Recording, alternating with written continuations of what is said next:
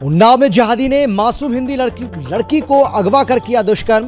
मासूम को 12 घंटे तक अगवा कर अपने घर रखा। पीड़ित की तहरीर पर पुलिस ने किया मामला दर्ज।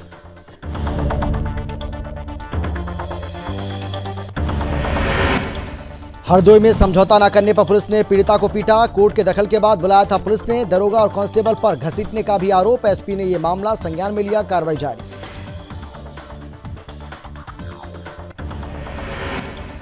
महोबा में पहाड़ पर अवैध खनन के दौरान 2 मजदूर दबे। मलबे में दबकर 2 मजदूरों की दर्दनाक मौत। मजदूरों की मौत से परिजनों में मचा कोहराम। पुलिस ने मामले में लिया संज्ञान। कार्रवाई जारी। बुलंदशहर पुलिस ने किया बड़ा खुलासा। पुलिस के गिरफ्त में अब्दुल्ला और वकील फर्जी आईडी, सिम और अन्य राज्यों को करते थे सप्लाई। अब तक 400 से अधिक सिम किए जा चुके हैं सप्लाई।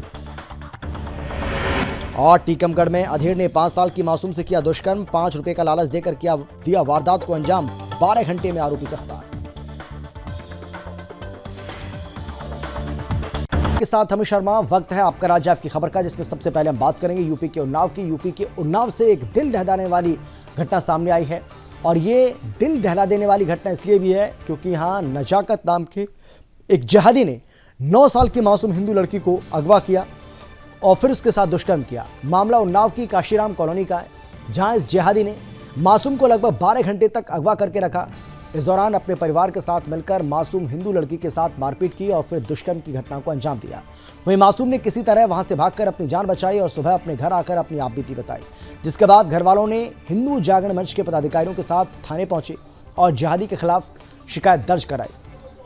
पीड़ित की तहरीर पर कोतवाली पुलिस ने मुकदमा दर्ज कर लिया है। आपको बता दें कि लड़की के माता पिता मजदूरी करते हैं और ये दबंग मुस्लिम परिवार उनका लगातार शोषण करता रहता है। कल 3 बजे से एक अबोध बच्ची स्कूल से गायब थी, जिसकी गुमशुदगी की रात में ही सूचना कोतवाली पुलिस को दी गई थी।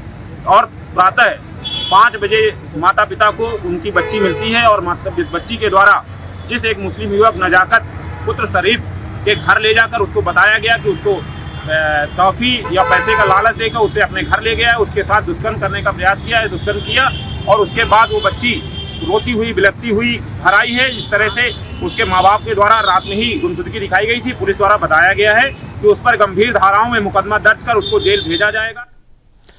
और चलिए अब आपको सीधे चलते हैं लखनऊ, जहां सीएम योगी आदित्यनाथ कुछ बोल रहे हैं। बनाए रखना हर लखनऊ वासी का, हर प्रदेश वासी की जिम्मेदारी बननी चाहिए।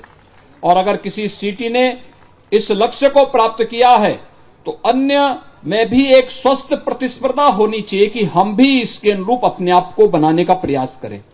ये चीजें एक स्वस्थ प्रतिस्पर्धा के साथ आगे बढ़ेंगी। आज उत्तर प्रदेश सुरक्षा, कानून और व्यवस्था के मामले में, उत्तर प्रदेश विकास की बड़ी बड़ी परियोजनाओं को आगे बढ़ाने के मामले को लेकर के आज जिस तेज गति से आगे बढ़ा है, आज एक्सप्रेस हाईवे के रूप में उत्तर प्रदेश जाना जाता है। अपनी बेहतरीन कानून व्यवस्था के लिए उत्तर प्रदेश जाना जाता है। निवेश के बेहतरीन गंतव्य के रूप में उत्तर प्रदेश जाना जाता है। पर्यटन की दृष्टि से अगर प्रदेश के अंदर आप देखेंगे तो जितनी भी रिलीजियस टूरिज्म है, उस धार्मिक और सांस्कृतिक टूरिज्म के लिए उत्तर प्रदेश सबसे अच्छे गंतव्य के रूप में जाना जा रहा है। और उत्तर प्रदेश के अंदर हमारी खेती किसानी ने, युवाओं ने जिस तेजी के साथ अपनी विकास की गति को आगे बढ़ाया है, वह उत्तर प्रदेश को एक नए भारत के नए उत्तर प्रदेश के रूप में स्थापित कर रहा है। आज विकास की प्रक्रिया के साथ जुड़ते हुए लखनऊ की विकास की जिन परियोजनाओं को सरदेव अटल जी ने कभी सोचा था, आज से व्यावहारिक धरातल पर माननीय रक्षा मंत्री जी के मार्गदर्शन में, उनके नेतृत्व में लखनऊ के अंदर हम सबको वे देखने को मिल रही हैं। और अभी जब कौशल किशोर जी बोल रहे थे, मुझे तो लगा जब वो किसान पद की चर्चा कर रहे थे तो कह रहे थे कि सारा किसान पद तो मेरे संसदीय क्षेत्र में बन रहा है। तो मैंने कहा कहीं वो अभी धरने की घोषणा न कर दें। लेकिन मैं धन्यवाद दूंगा कि उन्होंने अपना सकारात्मक योगदान दिया और आज ये सभी कार्य तेजी के साथ बढ़ रहे हैं। क्योंकि विकास जब जाएगा तो जब कोई भी इंफ्रास्ट्रक्चर डेवलपमेंट की परियोजना बनेगी, शहीद पथ अगर शहीद पथ नहीं बना होता आज से 20 वर्ष पहले लखनऊ के अंदर की ट्रैफिक की स्थिति क्या होती है, आप कल्पना कर सकते हैं। अगर किसान पथ आज जिस रूप में बन रही है, जब बनाया जा रहा था हर व्यक्ति सोचता था इसकी आवश्यकता क्या। तो लखनऊ से सीएम योगी को आप सुन रहे थे। आगे बढ़ते हैं। हरदोई के शहर कोतवाली में पीड़िता की पिटाई का मामला सामने आया है। यहां एक तैनात दरोगा और कांस्टेबल पर बेरहमी से पिटाई का आरोप लगा है। दरअसल पीड़िता ने एक मामले में न्यायालय की शरण ली थी। न्यायालय के दखल के बाद पुलिस ने पीड़िता को बुलाया था, जिसके बाद पुलिस ने सुलह का दबाव बनाया और सुलह न करने पर दरोगा और कांस्टेबल ने पीड़िता की बेरहमी से पिटाई कर डाली। एसपी राजेश द्विवेदी को दिए गए शिकायती पत्र में पीड़िता आरती देवी ने बताया है कि इस दौरान दरोगा शिव कुमार और महिला आरक्षी ने उसके साथ मारपीट करते हुए निवस्त्र कर दिया। उस समय शहर कोतवाली में मौजूद समाजसेवी रीता सिंह ने ये पूरी घटना देखी। गौरतलब है कि पीड़िता आरती देवी ने पिता के खिलाफ मृत दिखाकर कार बेचने के मामले में और पीड़िता की चल अचल संपत्ति से मृतक दिखाकर बेदखल कर दिया और इस कारण पीड़िता ने न्यायालय की शरण ली थी। मेरी मम्मी को छोड़ के दूसरी औरत के साथ रहते हैं। सर, मेरा मृत प्रमाण पत्र बनवा दिया है। मुझे गुमशुदगी में लिखा कर मेरा मृत प्रमाण पत्र बना दिया है। मेरे भाई बहन परेशान हैं, हम भी परिवार में इसके फादर बता रही है उनकी एक महिला के साथ नाजायज संबंध है, वो उसके साथ रह रहे, अपनी प्रॉपर्टी बेच रहे। इसकी लड़की की एक कार थी, इसके नाम ली गई थी शादी में देने के लिए। तो वो जब इन्होंने शादी नहीं की और ये लड़की की माँ ने इनकी शादी एक लड़के से करवा दी, कोर्ट मैरिज करवा दी। लड़की अपनी ससुराल गई थी, जब लौट कर आई तो उसने देखा उसकी कार को फर्जी प्रमाण पत्र बना के फर्जी डेथ सर्टिफिकेट बनवाया और सबट्रैक्ट करके उसकी कार को बेच दिया गया। और क्या नाम है, और जब ये कंप्लेंट लिखे यूपी के महोबा में पहाड़ पर अवैध खनन के दौरान हैवी ब्लास्टिंग को लेकर चट्टान धसकने से पत्थरों के मलबे में दबकर 2 मजदूरों की दर्दनाक मौत हो गई। मजदूरों की मौत से परिजनों में कोहराम मच गया। पुलिस ने दोनों मजदूरों के शवों का पंचनामा कर पोस्टमार्टम के लिए भेज दिया है। घटना की सूचना मिलते ही मौके पर पहुंचे डीएम एसपी ने एडीएम को जांच सौंप दी है। दरअसल कबरगई थाना क्षेत्र के गंज गांव में रहने वाले मधुर और महेंद्र ने पहाड़ पर कंप्रेसर मशीन से हैवी ब्लास्टिंग के लिए होल कर रहे थे। इसी दौरान एक बड़ी चट्टान दोनों मजदूरों के ऊपर जा गिरी, जिसके चलते दोनों मजदूरों की मौके पर दर्दनाक मौत हो गई। इस दौरान इस दर्दनाक हादसे में मधु और महेंद्र के मासूम बच्चों सहित परिजनों का रो रो कर बुरा हाल है। मृतक परिजनों ने जिला प्रशासन से नियमों को ताक पर रखकर खनन कार्य करने वाले कारोबारियों पर कार्रवाई की मांग कर मदद की गुहार भी लगाई। फिलहाल पुलिस शिकायत के आधार पर आरोपी के खिलाफ सख्त कार्रवाई करने की बात कर रही है। पूरा मौके का निरीक्षण किया गया, जिसमें देखा गया कि कैसे क्या की चीज़ें हैं। इस संबंध में एडीएम एफआर को जो है मजिस्ट्रेट अधिकारी नियुक्त किया गया है। पूरी जांच करेंगे कैसे हुई, क्यों हुई और किस तरीके से भविष्य में इस तरह की घटना को रोका जा सकता है। उस संबंध की पूरी रिपोर्ट तैयार होकर प्रस्तुत करेंगे और जो भी घर के पारिवारिक जन हैं वो जो भी लिख के देंगे उसके आधार पर कार्रवाई होगी और जो भी नियमों के अंतर्गत सहायता है वो सब मिलेंगे। 2 व्यक्तियों की यहाँ पर और उसके एक बच्चा एक लड़के के, उसकी अभी नई बीवी, उसका भी देखना चाहिए। और इसके 3 बच्चे हैं, इसकी बेचारी को, इसको भी देखो परिवार वालों का क्या हालत है, इनका भी कोई देखना चाहिए। क्या हो गया? सुबह होल करने आते हैं खदान में, 4 बजे आए हैं, उसके बाद ऊपर से पत्थर गिर गया तो दोनों लोग दब के हो चुके, मर गए हैं। अब देखो आप कि उनके परिवार के साथ क्या इंसाफ हो रहा है, उनको इंसाफ चाहिए बस। खबर है मुरादाबाद से, जहां धन की हवस ने एक ऑटो चालक को हैवान बना दिया। महज 50 से 60 हजार रुपए पाने की कोशिश में ऑटो चालक ने एक सेल्समैन को मौत के घाट उतार दिया और पुलिस ने हत्या आरोपी ऑटो चालक को गिरफ्तार कर लिया है। उसके कब्जे से लूटी रकम और अन्य सामान को पुलिस ने बरामद कर लिया है। दरअसल बुधवार सुबह राहगीरों की सूचना पर पुलिस ने चंदौसी रेलवे पुल के ऊपर से एक अधेड़ का शव बरामद किया था। मृतक के शरीर, गले और चेहरे पर चोट के निशान भी मिले। पोस्टमार्टम रिपोर्ट से ये पता चला कि आदेश वर्मा की हत्या की गई है। पूछताछ में आरोपी हरिओम सैनी ने यह बताया कि लोन की रकम चुकाने के लिए उसने सेल्समैन आदेश वर्मा की हत्या की। पुलिस ने आरोपी के कब्जे से 50,000 रुपये, मोबाइल फोन बरामद किया है और कार्रवाई की जा रही है। एसपी सिटी अखिलेश भदौरिया ने खुलासा करने वाली पुलिस और साइबर सेल को 15,000 रुपये देने का ऐलान किया है।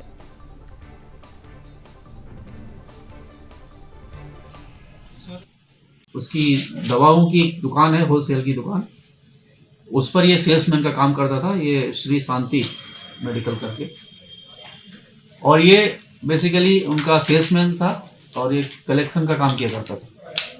और ये सैफनी, बिलारी, शाहबाद इन क्षेत्र से अपना जो सप्लाई था उसका पेमेंट लेके आता था। उसको हम लोगों ने पोस्टमार्टम के लिए भेजा।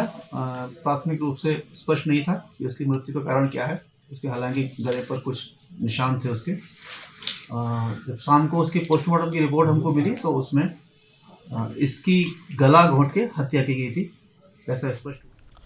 यूपी के बुलंदशहर में फर्जी आईडी बनाकर और सिम एक्टिव कर अन्य राज्यों में सप्लाई करने वाले 2 शातिर अपराधियों को गिरफ्तार कर लिया गया है। उनके कब्जे से 33 SIM card, 1 biometric machine, 1 tablet, 2 mobile भी बरामद किए गए हैं। गिरफ्तार आरोपियों में अब्दुल्ला उर्फ मुल्ला वकील शामिल हैं। गिरफ्तार अभियुक्तों ने पूछताछ पर बताया है कि उनके द्वारा अपने एक अन्य साथी के साथ मिलकर बायोमेट्रिक मशीन में लोगों के फिंगरप्रिंट लेकर धोखे से फर्जी आईडी और आधार कार्ड तैयार करता था और असली के रूप में प्रयोग करके विभिन्न कंपनियों के सिम एक्टिव करा के अधिक दामों पर अन्य राज्यों में सप्लाई किया करता था। अभियुक्तों द्वारा अब तक 400 से अधिक सिम सप्लाई किए जा चुके हैं।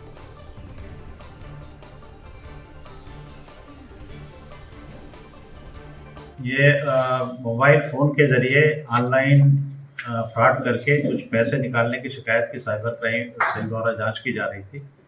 इस दौरान ये पाया गया कि जिस नंबर से फ्रॉड हुआ है उनके धारक का पता करके उनसे पूछताछ की गई तो उन्होंने ये बताया कि कुछ दिन पहले अभी हमने सिम खरीदा है इसको, और वो सामान्य मजदूर टाइप के लोग थे। जब जहाँ से सिम खरीदा था वहाँ की जानकारी की गई, उनसे बातचीत की गई तो ये जानकारी में आया कि मुजफ्फरनगर के चरथावल पुलिस ने चोरी का सामान बेचने जा रहा शातिर बदमाश धर दबोचा। करीब 15 दिन पहले सिंगलपुर बुडीना के जंगल में हुई ट्रांसफार्मर चोरी का खुलासा हो गया और चोर के कब्जे से चोरी किया हुआ सारा सामान जब्त कर लिया गया। एक तमंचा भी इसके पास से बरामद किया गया है। पकड़ा गया बदमाश थाने का हिस्ट्री शीटर है और बदमाश के खिलाफ करीब 2.5 दर्जन मुकदमे दर्ज हैं।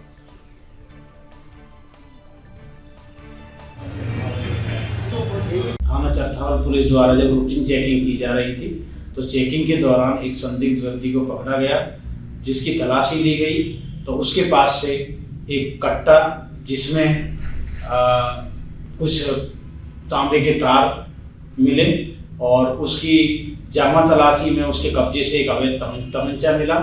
जब उससे पूछताछ की गई तो उसने अपना नाम नरेश पुत्र दिलेराम निवासी ग्राम रसूलपुर बताया। और चलिए अब बात करेंगे मध्य प्रदेश के टीकमगढ़ की। टीकमगढ़ जिले की जतारा थाना पुलिस ने 5 वर्षीय मासूम से दुराचार के आरोपी को गिरफ्तार कर लिया है। आरोपी ने 5 फरवरी की शाम को घटना को अंजाम दिया था। जतारा थाना प्रभारी ने बताया है कि 5 फरवरी की शाम 5 वर्षीय मासूम अपने घर से थोड़ी दूरी पर खेल रही थी और इसी दौरान 50 वर्षीय आरोपी बच्ची को 5 रुपए का लालच देकर अपने घर के अंदर ले गया। इसके बाद आरोपी ने मासूम के साथ रेप की घटना को अंजाम दिया। वारदात के बाद आरोपी मौके से फरार हो गया। पुलिस ने मामले को गंभीरता से लेते हुए तत्काल आरोपी की गिरफ्तारी के लिए टीम गठित की गई और कल रात करीब 10 बजे आरोपी को गिरफ्तार कर लिया।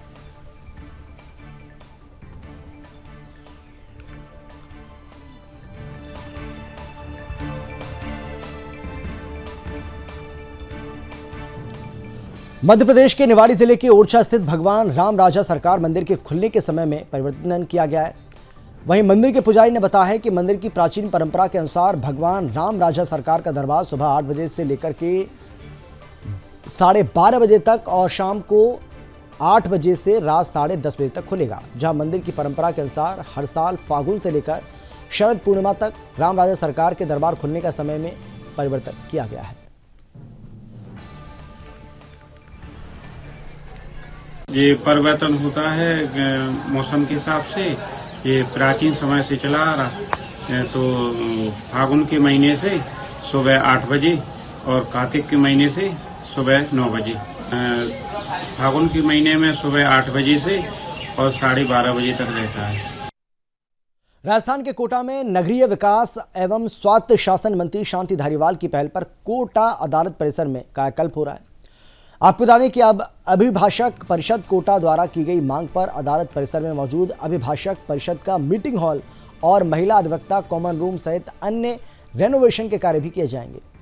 मंत्री शांति धारीवाल ने आज अदालत परिसर में चल रहे विकास कार्यों का निरीक्षण किया और साथ ही अभिभाषक परिषद द्वारा की गई मांग को भी पूरा करते हुए सभी कार्यों को गुणवत्ता के साथ समय पर पूर्ण करने के निर्देश भी दिए। आपको बता दें कि कोटा अदालत परिसर में करीब 4 करोड़ रुपए के विकास कार्य निर्माणाधीन है, जहां अभिभाषक परिषद कोटा द्वारा अन्य कार्यों की गई डिमांड को भी मौके पर ही पूरा करते हुए न्याय अधिकारियों को निर्देशित किया। इस दौरान परिषद के पदाधिकारी और बड़ी संख्या में अधिवक्ता मौजूद रहे।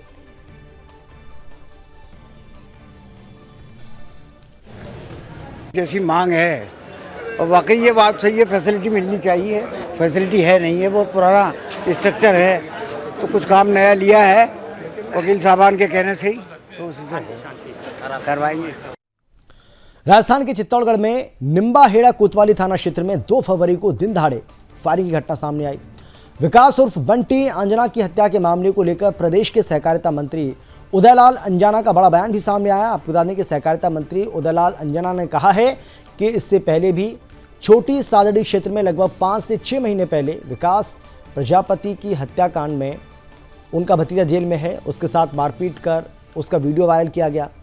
तो वहीं पुलिस ने इस मामले में आरोपियों को नामजद कर लिया है और जल्द ही इसका खुलासा किया जाएगा।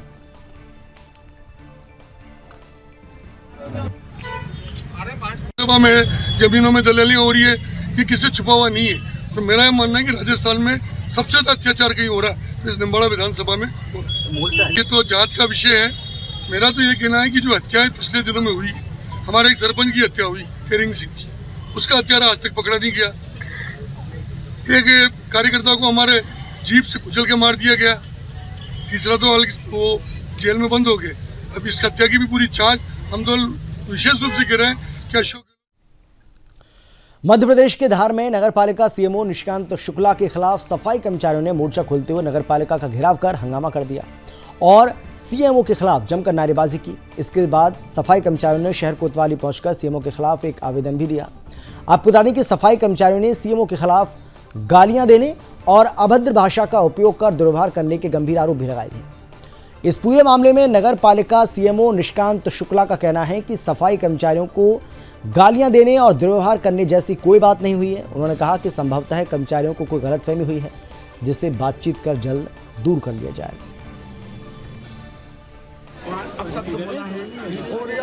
कर्मचारी अपना काम कर ही रहे हैं, वो ये ठेकेदार बच्चे जो लगे हुए हैं गाली गुत्ते बकते हैं, ये बात करने के तमीज है उनके, है ना। और हम लोग हमारी समस्या लेके जाते हैं, काम नहीं करते बोले, तनख्वाह का बोलने जाते हैं बच्चे, तो उनको बोलते हैं कि भैया कल से काम पे मत आना, बंद हो जाएंगे आप। तो ये बोलना क्या हमारा अच्छा नहीं लगता है क्या उनको? हम हमारे हक के लिए हम नहीं लड़ेंगे, कौन लड़ेगा? हमारा हक के लिए हम नहीं लड़ेंगे तो कौन लड़ेगा? जहाँ तक मैं समझता हूँ कि अभद्रता की या गाली गलौज जैसी कोई घटना हम लोगों के बीच नहीं हुई है। एक सामान्य परिचर्चा जो अधिकारी और अधीनस्थ कर्मचारियों के बीच होती है, उसी प्रकार का जो है ये वाकया है। संभवतः किसी प्रकार की कोई इन कर्मचारियों को गलतफहमी हुई है, जिसका परिणाम जो है इस प्रकार से देखने को मिला है। मैं इन लोगों से चर्चा करके और इस चीज़ का हल निकालूंगा। और इसी के साथ इस बुलेटिन में फिलहाल इतना ही, लेकिन देश और दुनिया की बाकी खबरों के लिए आप देखते रहिए सुदर्शन न्यूज़। जय हिंद।